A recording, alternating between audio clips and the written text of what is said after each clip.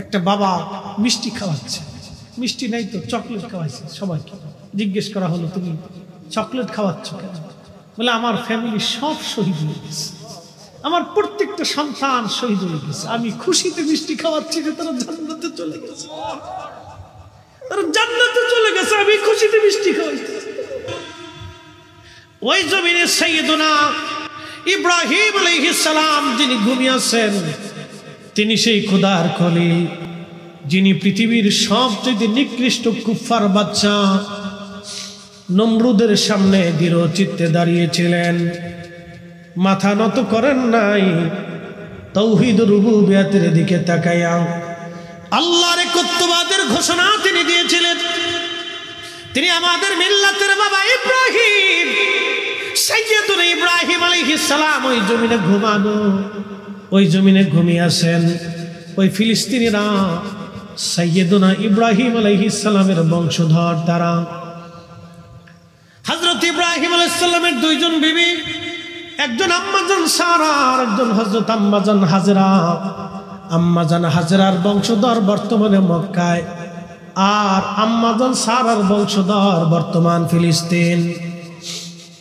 আম্মাজান সারার সন্তান হযরত ইসহাক, হযরত ইসহাকের সন্তান হযরত ইয়াকুব আলাইহিস সালাম।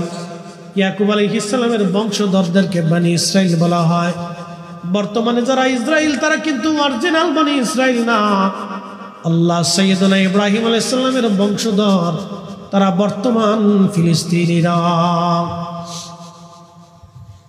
বিরাট বড় প্রতাপশালী বাচ্চা, সারা পৃথিবীর বাচ্চা নমরুদ। সেই দিন ইব্রাহিম আলাইহিস সালামকে সামনে নিয়ে বলেন, ইব্রাহিম তুমি কোন খোদার ইবাদত করো? বলে আমি এক আল্লাহর ইবাদত করি। বলে ইব্রাহিম তোমার খোদার ক্ষমতা কি? বলে আমার খোদার ক্ষমতা আমি তোকে জিন্দা করেন, জিন্দাকে মৃত বানান। তুখরিজুল হাইয়া মিনাল মাইয়িতি ওয়া তুখরিজুল মাইয়িতা মিনাল হাই। আমার মালিকের ক্ষমতা হচ্ছে, আমার মালিক আমার আল্লাহ জিন্দা থেকে মরা বের করেন, মরা থেকে আমার আল্লাহ জিন্দা বের করেন, আমার মালিকের সেই ক্ষমতা। নমরুদ ডাক দে বলে ইব্রাহিম ওই ক্ষমতা তো আমারও আছে। জেলার জেলখানা থেকে একটা আসামি ধরে নিয়ে আসে, একবারে নিরাপরাধ, একবারে নিরাপরাধ, যার কোনো অপরাধ নাই কিন্তু জেলখানায় আছে। ধরে নিয়ে এসে নমরুদ তাকে হত্যা করে ফেললো।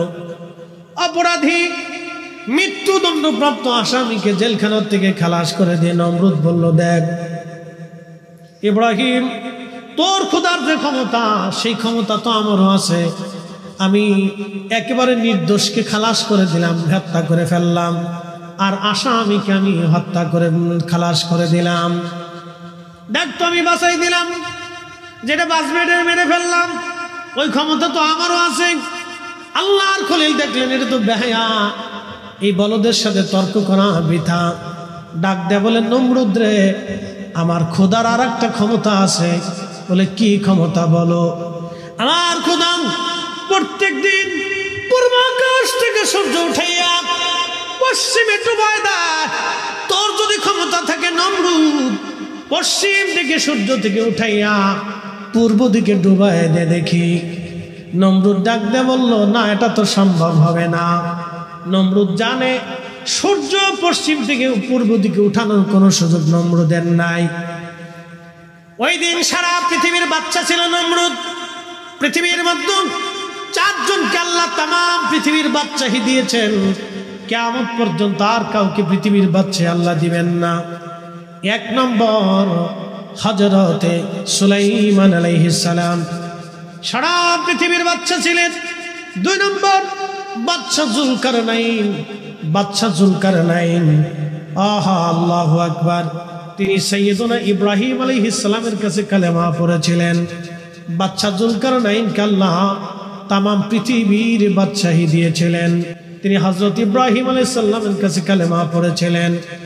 পৃথিবীর এমন কোন ইঞ্চি মাটি নাই, পৃথিবীর সূর্য ডুবে যেখানে অস্ত যায়, সমুদ্রের যেখানে সূর্য অস্ত যায় সেই পর্যন্ত বাদশা যুলকারনাইন সফর করেছিলেন। যেখান থেকে সূর্য উদিত হয় সেইখান পর্যন্ত বাদশা জুলকারনাইন গিয়েছিলেন। একবার জোরে বলা যাবে কি আল্লাহু আকবার।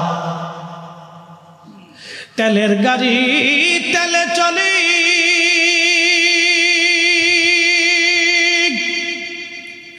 হাওয়ার গাড়ি হাওয়ায় উড়ে, তেলের গাড়ি তেলে চলে,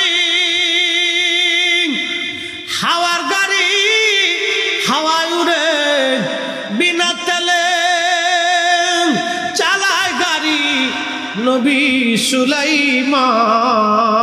আমরা সেই মুসলমান, আমরা সেই মুসলমান। যেখান থেকে সূর্য উদিত হয় জুলকারনাইন সেই পর্যন্ত সফর করেছিলেন। এর সীমানা জাপান, এরপরে উত্তর কোরিয়ার কোনাকুনি দিয়ে রাশিয়ার একটা ভূখণ্ড, যেখানে এখন আর যাওয়া সম্ভব না। এটা খুব দুর্গম এলাকা। এর পাশে জনপদ ছিল। এই জনপদে একটা জাতিকে তিনি পেয়েছিলেন, সে জাতির নাম ইয়াজুজ আর মাজুজ। নূহ আলাইহিস সালামের 4টে বেটা ছিল, 4টে সন্তান। একটা সন্তানের নাম হাম, সাম, ইয়াফেস এবং কেনান। আবার বলে হাম, সাম, ইয়াফেস এবং কেনান।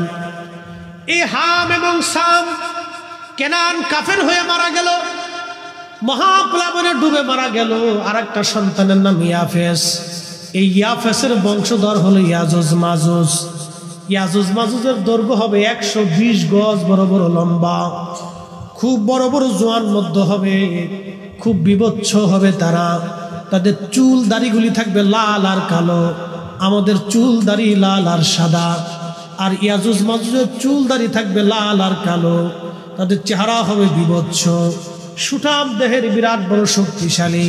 তারা পৃথিবীতে যখন আসবে, ঈসা আলাইহিস সালাতু ওয়াস সালাম যখন দুনিয়াতে আসবেন, পৃথিবীর কিয়ামতের আগে দুনিয়াতে আসবেন, ভূমধ্য সাগর, আরব সাগর থেকে শুরু করে পৃথিবীর বড় বড় সাগরের পানিগুলি তারা খেয়ে শেষ করে ফেলে দিবে। এত পরিমাণে তারা হবে, এত শক্তিশালী তারা হবে, পৃথিবীর মানুষ মেরে মেরে একবারে মিসমার করে দিবে। সেই দিন শুধু পাক্কা ইমানদার ছাড়া আর কেউ বাঁচবে না। একসাথে বলবেন আল্লাহু আকবার। না না, আরো জোরে বলেন আল্লাহু আকবার। মক্কা মদিনায় তারা ঢোকার সুযোগ পাবে না। আরো জোরে বলবেন আল্লাহু আকবার। দাজ্জাল মক্কা মদিনায় ঢুকতে পারবে না। সেই দিন পাক্কা ইমানদার ছাড়া আর কেউ বাঁচতে পারবে না। সেই ইয়াজুজ মাজুজ পৃথিবীতে আসতো, মাঝে মধ্যে আক্রমণ করতো, মানুষ মেরে ফেলতো। লোকেরা বলল, বাদশা জুলকারনাইন, আপনি দয়া করে আমাদের জন্য ওই মানুষগুলি থেকে বাঁচান, যারা বিভৎস এবং খুবই জালিম, যারা জুলুম করে, অন্যায় করে। এই জন্য পৃথিবীতে যারা জুলুম করে, অন্যায় করে, তারা ইয়াজুজ মাজুজের বংশধর। তাদের রক্তের মধ্যে ইয়াজুজ মাজুজের রক্ত আছে। এরা নিকৃষ্ট। আল্লাহ জুলুম বাসকে পছন্দ করে না। জুলুম অবশ্যই ধ্বংস হয়ে যাবে, ন্যায় পৃথিবীতে প্রতিষ্ঠিত হবে। কথা বলেন ঠিক কিনা? ফিলিস্তিন আবার বিজয় হবে। কথা বলেন ঠিক কিনা? ইসরায়েলের পণ্য কোকা কোলা, পেপসি, এই ফান্টা, তারপরে আরো কিছু কিছু প্রোডাক্ট আছে, তারপরে Nestle company, Nestle coffee toffee খান, এই ইসরায়েলের পণ্য, এগুলি খাবেন না, কিনবেন না, এগুলি বয়কট করবে। পেপসি, কোকা কোলা, নেসলে কোম্পানির পণ্যগুলি, এই যে যারা জানেন না এখন জানতেছেন, এগুলি কিনবেন না, এটি ইসরায়েলের প্রোডাক্ট। আপনি 1 টাকা দিয়ে যদি কিনেন তাহলে বুঝলেন আপনি ফিলিস্তিনের ভাইয়ের বুকে গুলি করছেন, আপনি জুলুমে সাহায্য করছেন। হ্যাঁ, কি কথা কন না কেন? জোরে বলেন। কষ্ট হচ্ছে আপনাদের? তাহলে একসাথে জোরে বলেন আল্লাহু আকবার। আমাদেরকে ন্যায়ের পথে থাকতে হবে। কথা বলেন ঠিক কিনা? হকের পথে থাকতে হবে। আল্লাহ কবুল করুক, বলে না আমি। বন্ধু আমার, বাদশা জুলকারনাইন বললেন, ঠিক আছে, আমি প্রাচীর নির্মাণ করে দেব। সেই দিন তিনি যে পাহাড়ের, 2 পাহাড়ের মাঝখান দিয়ে বিরাট এক গিরিপথ ছিল, এই গিরিপথ দিয়ে তারা আসতো। ওই পাহাড় বন্ধ করার জন্য ইয়াজুজ মাজুজের গিরিপথ, বাদশা জুলকারনাইন তিনি লোহা গরম করলেন এবং সীসা গরম করলেন। লোহা এবং সীসা এবং তামা গরম করে এটাকে নরম করে বিরাট বড় গর্ত খনন করে বিরাট বড় পাহাড় সমান এই লোহা এবং তামা দিয়ে সীসা দিয়ে এমন শক্তিশালী একটা প্রাচীর ওই সময় নির্মাণ করে দিলেন। আর বলে দিলেন ইনশাআল্লাহ তারা বের হতে পারবে না। কিন্তু ইয়াজুজ মাজুজ প্রত্যেক দিন ওই প্রাচীরটা ভাঙার জন্য চেষ্টা করে। তারা মানব জাতির একটা অংশ, কিন্তু খুবই শক্তিশালী। ওই প্রাচীরটা ভেঙে ফেলে দেওয়ার জন্য চেষ্টা করে। সন্ধ্যা থেকে এই সকাল থেকে সন্ধ্যা পর্যন্ত তারা চেষ্টা করে এটা ভাঙার জন্য। সন্ধ্যা যখন লাগে তখন একেবারে শেষ প্রান্তে তারা চলে আসে। ওদের যিনি রাজা আছে, এই রাজা সর্দার, সে বলে যে চলো সন্ধ্যা লেগে গেছে, আগামীকাল আবার আমরা খুঁজবো, এই প্রাচীর ভেঙে আমরা পৃথিবীতে আক্রমণ করব। কিন্তু সকালবেলা এসে তারা দেখে পুনরায় সেই প্রাচীর আবার নির্মাণ হয়ে যায়। আল্লাহর নবী বললেন কিয়ামতের আগে ঈসা রূহুল্লাহ আলাইহিস সালাম যখন দুনিয়াতে আসবেন, তখন ইয়াজুজ মাজুজ দুনিয়াতে আসার আর সময় আসবে। তখন ওই যিনি সর্দার থাকবে তিনি প্রাচীর ভাঙ্গার যখন সন্ধ্যাবেলা আসবে, সন্ধ্যা আসার সময় প্রাচীর ভেঙে একেবারে শেষ প্রান্তে চলে আসবে, তখন ওই যিনি সর্দার থাকবে তিনি বলবে চলো আমরা ফিরে যাই, কালকে সকালবেলা আবার আমরা আসবো, ইনশাআল্লাহ কালকে আমরা এটা ভেঙে ফেলবো। এত কোটি লক্ষ বছর পার হয়ে যাবে, তারা ইনশাআল্লাহ বলবে না। হাজার হাজার বছর চলে যাবে, ইনশাআল্লাহ বলবে না। কিন্তু যেই দিন ইনশাআল্লাহ বলবে সেই দিন প্রাচীর তারা ভেঙে ফেলে দিয়ে দুনিয়ার মধ্যে তারা এত দ্রুত গতিতে ছড়ায় যাবে যে ভূমধ্য সাগরের মধ্যে কোনো পানি থাকবে না, কোনো নদীর পানি তারা অবশিষ্ট রাখবে না, সব খেয়ে দিয়ে একবারে সাবার করে দিবে। মানুষ মেরে মেরে সাফ করে ফেলবে, পৃথিবীতে বিভৎস লেগে যাবে, ইমানদার ছাড়া কেউ বাঁচতে পারবে না। সমস্ত মানুষেরা হযরতে ঈসা রূহুল্লাহ আলাইহিস সালামের কাছে যাবে, ওগো আল্লাহর নবী, আপনি তো এই নবীর উম্মত হয়ে আসছেন, আপনার দোয়ার বরকত আছে, ইয়াজুজ মাজুজের অত্যাচারে আমরা ধ্বংস হয়ে যাচ্ছি, পৃথিবী নিশ্চিহ্ন হয়ে যাচ্ছে, আপনি ওদের জন্য বদদুয়া করে দেন। হযরতে ঈসা রূহুল্লাহ আল্লাহর দরবারে হাত বাড়াবেন, রাব্বি, এত বড় শক্তিশালী জাতি যাদের সাথে যুদ্ধ করার মতো সেনাবাহিনী আমাদের নাই, আল্লাহ তুমি এই জাতিকে ধ্বংস করে দাও। দেখবেন ইসরায়েল একদিন ধ্বংস হবে, আল্লাহর দরবারে এমন একজন হাত বাড়ায় কেঁদে ফেলবে যার হাত আমার আল্লাহ আসমান থেকে ফিরাবে না। কি কথা বলেন, ঠিক না বেঠে?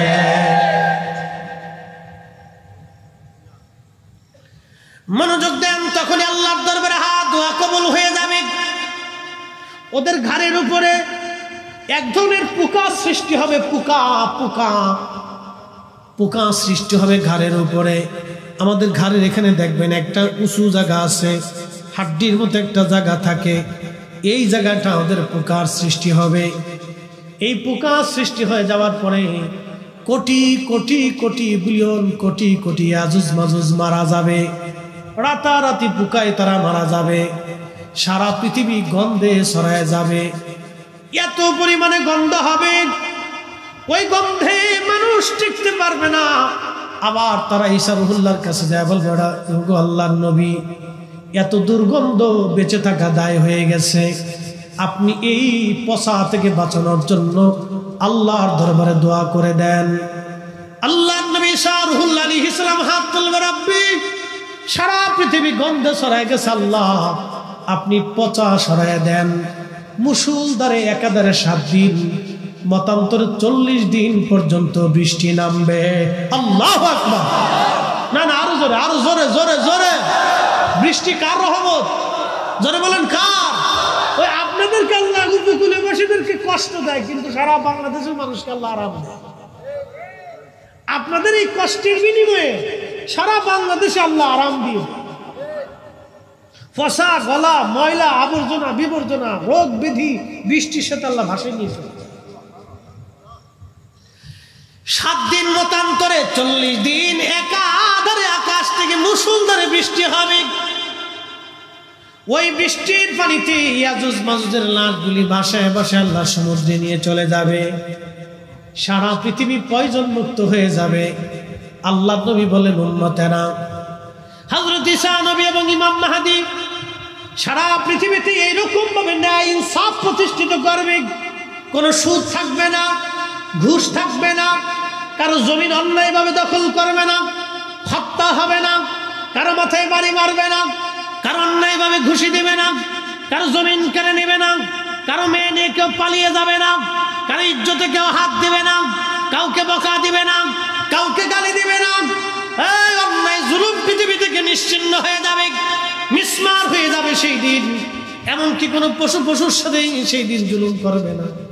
আল্লাহ নবী বললেন, সেই সময় আল্লাহর জমিন আল্লাহ এত পরিমাণে নিয়ামত দিবে, এত পরিমাণে আল্লাহ বরকত দিবে যে একটা আনারের ফল দিয়া সারা গ্রামের মানুষকে শেষ করতে পারবে না। একটা গাভীর দুধ দিয়ে সারা গ্রামের মানুষ খাবে, কিন্তু গাভীর দুধ সেই দিন শেষ হবে না। একবার জোরে বলা যাবে কি মারহাবা। বুঝতে অসুবিধা হয়? এই নিয়ামতটা একটা কারণে হবে, ন্যায়ের কারণে। আমাদের বাংলাদেশের মানুষের তকদির চেঞ্জ হয় না কেন জানেন? ন্যায় নাই। কি কথা কন না কেন? মামলা যে করে সে অর্ধেক মিথ্যা লেখে, অর্ধেক সত্য লেখে। মামলা করার আগে উকিলের কাছে যা পরামর্শ করে যে কিভাবে মামলা সাজাইলে মামলাটা জটিল হবে। মামলার শুরুটাই হয় মিথ্যা দিয়ে। বাংলাদেশের 100% মামলার 99% মামলা মিথ্যা। আমি কিন্তু খারাপ বলিনি, ডোন্ট মাইন্ড, খারাপ নিবেন।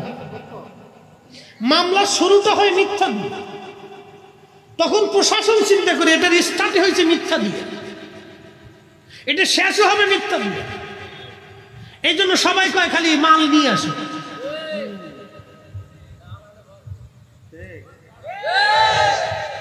এই জন্য বৃষ্টি হয়, নিয়ামত বাড়ে না, ফসল হয়, ফসল বাড়ে না। গাভী আছে, দুধ হয় না, দুধ খান শক্তি হয় না, ফল খান বরকত হয় না, খাবার খান কিন্তু বরকত হয় না। কারণটা কি? শুধু অন্যায়ের কারণ। এত পরিমাণে হয়েছে, সাক্ষ্য দিতে যায় যে সে মিথ্যা বলে, নামাজ পড়ে মিথ্যা সাক্ষ্য দিচ্ছে। কি কথা বলা আছে না? নামাজ পড়ে মসজিদ থেকে বের হয়ে যায়, সমাজে কি লিখবে? এই সমস্ত অন্যায়ের কারণে আমাদের জন্য আল্লাহ রহমত কমে যাচ্ছে। আপনি আমেরিকার দিকে তাকান, অ্যাটেনশন, মনে কিছু নিয়ে না। আমেরিকার যেই মেয়েরা হাফ প্যান্ট পরে চলে, সেই মেয়েরা ইসরায়েলের বিরুদ্ধে, ফিলিস্তিনের জন্য তারা মাঠে নেমে পুলিশের সাথে মারামারি করতেছে। আপনি দেখেন ইউনিভার্সিটির ছেলেরা, মেয়েরা। কারণ কি? ওরা ধর্মের জন্য, ওরা মানবতার জন্য। যে অন্যায় ভাবে মানুষগুলিকে মেরে ফেলে দেওয়া হচ্ছে, আর পৃথিবী নীরব থাকবে শুধু এই ন্যায়ের জন্য। ওদের নারীরা অর্ধ উলঙ্গ থাকে, সন্তান জন্ম দেয়, কিন্তু একটা ঘুষ করে পাবেন না। যাই দেখেন ফলের ভিতরে ফরমালিন দেয় না, খাবারের ভিতরে বিষ মিশায় না। আর আমার দেশে শিশুর খাবারের ভিতরে বিষ মিশানো, লাভের আশা। প্রশাসনের উচিত এইগুলিকে গুলিস্তানের মোড়ে, আনাহে যাত্রাবাড়ির মোড়ে মিডিয়ায় নিয়ে ওর কাবুর উষা করিয়ে একবারে কায়দা মতো বেদ দিয়ে পিটিয়ে সামলা উঠাই ফেলাই দেওয়া। আমার সন্তান, আমার বাচ্চার ক্যান্সার হচ্ছে, ছোট্ট বেলা একটা বাচ্চা হার্ট স্ট্রোক করতেছে, ব্লাড ক্যান্সারে রূপান্তরিত হচ্ছে, ওর ফ্যাপসা কলজে নষ্ট হয়ে যাইতেছে। কারণটা কি? এই সমস্ত ভেজাল খাবারের জন্য।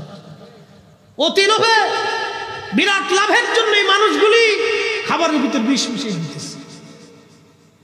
মানুষে করতেছে বাবাজি, এটা মানুষে করে। আহা, আমি নবী না মানিলাম, কি যে ভুল করিলাম, ভস্মে ঢালিলাম ঘি। মানুষ হইয়া ভবেতে আসিয়া মানুষের করিলাম কি। মানুষ হইয়া ভবেতে আসিয়া মানুষের করিলাম কি। মানুষ মানুষকে হত্যা করে, একটা ছোট্ট শিশু মেয়ে মানুষ থেকে নিরাপত্তা। এই আপনার মেয়েটাকে 6 বছরের মেয়েটাকে রাস্তায় ছেড়ে দিয়ে রাতে ঘুমাতে পারবে? কিসের মেয়ে? শিয়ালে নিবে না, কুত্তায় নিবে না, ওরা মানুষই নিয়ে যাবে। তার মানে অর্থ হচ্ছে আমরা পশু পাখি শিয়াল কুত্তার চাইতে নিকৃষ্ট হয়ে গেছি। আমরা মানুষ নামের মানুষ কলঙ্ক হয়েছি, মানুষ নামের মানুষ হতে পারি নাই। কথা বলেন ঠিক না?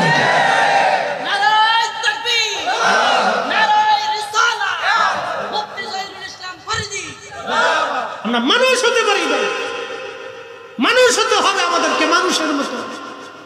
আল্লাহর নবীর তরিকায় মানুষ হতে হবে আমাদেরকে।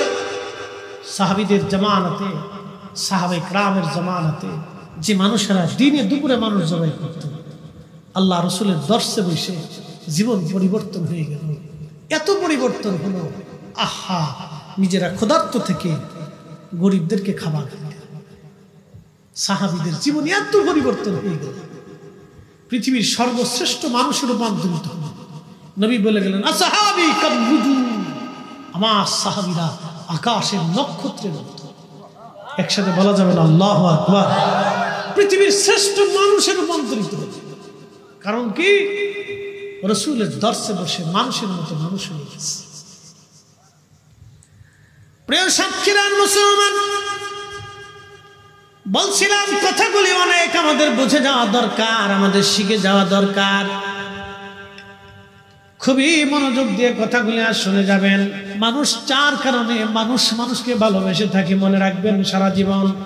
1 নম্বর জামালিয়াত, 2 নম্বর কামালিয়াত, 3 নম্বর কারাবাত, 4 নম্বর এহসান। জামালিয়াত, কামালিয়াত, কারাবাত, এহসান। জামালিয়াত মানে সৌন্দর্য। মানুষ যদি সুন্দর হয় দেখবেন তারে খুব মহব্বত করে। হযরতে মোল্লা আলী কারি মাক্কি বলেন, রাসূলের জামালিয়াত এত সুন্দর ছিল, হালিমাতুস সাদিয়া রাদিয়াল্লাহু আনহা সুদূর তায়েফ থেকে মক্কায় আসছে বাচ্চা নেওয়ার জন্য, ধাত্রী মা হওয়ার জন্য তিনি আসছেন। হযরতে হালিমাতুস সাদিয়া বলেন, দুনিয়ার মানুষ আমি মক্কায় আসলাম, সারা মক্কা খুঁজে খুঁজে দেখি একানো ঘরের মধ্যে কোনো বাচ্চা নাই। ধনীরা সব আগে বাচ্চাদেরকে নিয়ে চলে গেছে। আমার উট ছিল দুর্বল, গাধা ছিল দুর্বল, আমি সবার পিছনে চলে আসলাম। সবাই যখন বাচ্চা কাচ্চা নিয়ে ফিরে যায় তখন আমি মক্কায় ঢুকতে লাগলাম। স্বামী আমাকে বলল, হালিমা একেবারে শূন্য চলে যাব, কিছু তো নিয়ে যাওয়ার দরকার। বলে, বাচ্চা তো একটা বাচ্চা আছে, তার নাম মুহাম্মদ, বাবার নাম আব্দুল্লাহ, মায়ের নাম আমেনা। বাবা মৃত, সন্তানটা এতিম, দাদার ঘরে থাকে। কে তার ভরণ পোষণ দিবে, কে তার পয়সা দিবে? আমরাও তো নিজেরাও গরিব, এতিম বাচ্চা নিয়ে আমি কি করব? হালিমার স্বামী সেই দিন ডেকে বলতেছে, হালিমা রে, বাচ্চাটা নেই বা না নেই, চলো না একটাবার বাচ্চাটা দেখে আসি কেমন। একবার জোরে বলা যাবে কি মারহাবা? ওরে এতিম বলে নিল না কেউ, নিলেন বিবি হালিমা, ঠিক কিনা? এতিম বলে সেদিন কেউ থেকে নেই নাই, কিন্তু হালিমা রাদিয়াল্লাহু আনহা নিলেন। হালিমা বললেন, আমি গেলাম, যাওয়ার পরে হযরত আমেনার ঘরে ঢুকলাম, দেখি তার বক্ষ মোবারকের উপরে সাদা রেশমের একটা কাপড় দিয়ে আবৃত করা, তার নিচে সবুজ একটা রেশমের কাপড় দিয়ে ঢেকে দেওয়া। এত সুন্দর সুঘ্রাণ। আমি ঘরের মধ্যে ঢুকে দোলনার পাশে গেলাম, দোলনার মধ্যে শোয়ানো ছিল, নবী ঘুমিয়েছিলেন। মোল্লা আলী কারি মাক্কি আল মাউরিদের মধ্যে আরো 27টা কিতাবের হাওয়ালা দিয়েছেন। 27টা কিতাবের মধ্যে লিখেছেন এইভাবে। হালিমা বলেন, আমি ভিতরে ঢুকলাম, ঢোকার পরে এত সুন্দর চেহারা কোন মা জন্ম দিতে পারে? আমি হালিমা কোনোদিন কল্পনা করি নাই। চিৎকার মেরে জোরে বলেন না মারহাবা। হযরত হালিমা বললেন, এত সুন্দর ছিলেন নবীজি, এত সুন্দর, এত সুন্দর আমাদের নবী ছিলেন। কোন মা এত চমৎকার সুন্দর বাচ্চা জন্ম দিতে পারে আমি কল্পনা করি নাই। সৌন্দর্যটা দেখে আমি হালিমা পাগল হয়ে গেলাম। ঘুম থেকে জাগানোর জন্য আমি বুকের উপর থেকে রেশমের কাপড় সরাইয়া প্রিয় নবীজির নরম সব বক্ষ মোবারকে আমার হাত দিয়ে আলতো আলতো করে আমি মেসেজ করতেছিলাম। আল্লাহর নবীর ঘুম ভেঙে গেল। আমার চেহারার দিকে তাকাইয়া নবীজি মুস্কি হাসি দিয়ে ফেললেন। ওই হাসি এত সুন্দর, হালিমা বললেন, দুনিয়ার মানুষ আমি পাগল হয়ে গেলাম। এত সুন্দর হাসি, আমি পাগল হয়ে গেলাম। আল্লাহু আকবার। হালিমা বলতেছেন, দুনিয়ার মানুষ শোনো, আমি সুন্দর চেহারার দিকে তাকায় রইলাম। পবিত্র জুলফি মুবারক, এই যে আপনারা ভুরু দেখেন, এই জুলফি মুবারকের মাঝখানের যে কপালের অংশ, এই অংশ থেকে একটা নূর মুবারক বের হইয়া খিলালাস সামা, মধ্য আকাশ পর্যন্ত এই নূর চলে গেল। আমি হালিমা এই নূর মুবারকের দিকে তাকাইয়া, আল্লাহর নবীর দিকে তাকাইয়া বিমোহিত হয়ে দেখতে লাগলাম। একবার জোরে বলা যাবে কি আল্লাহু আকবার।